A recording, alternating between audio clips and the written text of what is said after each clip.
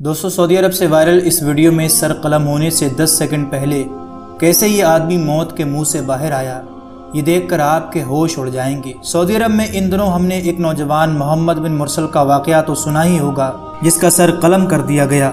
लेकिन सऊदी अरब से आई इस अजीब व गरीब वीडियो में कातिल के साथ कुछ ऐसा हुआ जिसने सबको हैरान कर दिया। सऊदी अरब से आई इस वीडियो में जब एक उम्र दराज कातिल को सज़ा के लिए मैदान में लाया जाता है तो मरने वाले के वारिस किस तरह बदला लेते हैं, इस पूरी वीडियो में देखिएगा। इस वायरल वीडियो में एक कातिल को सज़ा के लिए मैदान में लाया जाता है, जिसके आसपास लोगों की एक बड़ी तादाद कातिल की सज़ा देखने के लिए मौजूद थी और बराबर में पुलिस भी मौजूद होती है, जो एक कपड़ा कातिल की आंखों पर बांध देती है। क्योंकि उसने किसी इंसान का कत्ल किया था, इसलिए क़िसास के तौर पर उसकी जान ली जानी है। इस कातिल का सर कलम करने से पहले काजी मकतूल के बेटों के पास जाता है और उन्हें माफ़ करने की हिदायत देता है, क्योंकि इस्लाम में माफ़ और दरगुजर करने की एक बड़ी अहमियत है। लेकिन मकतूल के बेटे अपने बाप के कातिल को किसी भी हाल में माफ़ करने के लिए तैयार नहीं थे। वो कहते हैं कि जब तक कातिल को सज़ा नहीं मिल जाती हमें चैन नहीं आएगा। जल्लाद कातिल को सज़ा देने के लिए तलवार खींच लेता है। अभी गर्दन उड़ने ही वाली थी,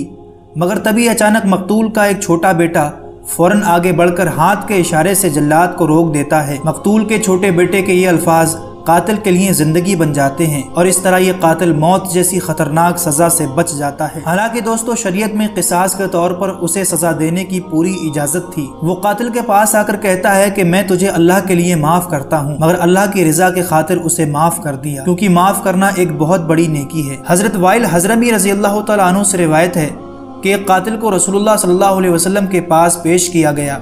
रसूलुल्लाह सल्लल्लाहु अलैहि वसल्लम ने उससे फरमाया, क्या तू इसे माफ करता है? उसने कहा नहीं। आपने फरमाया तो दियत लेगा? उसने कहा नहीं। आपने फरमाया इसे कत्ल करेगा?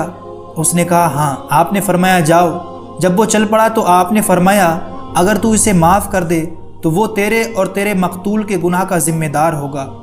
उसने उसे माफ़ कर दिया और छोड़ दिया। मैंने कातिल को देखा कि वो अपनी रस्सी को घसीटता हुआ जा रहा था, और क्या खूबसूरत बात कही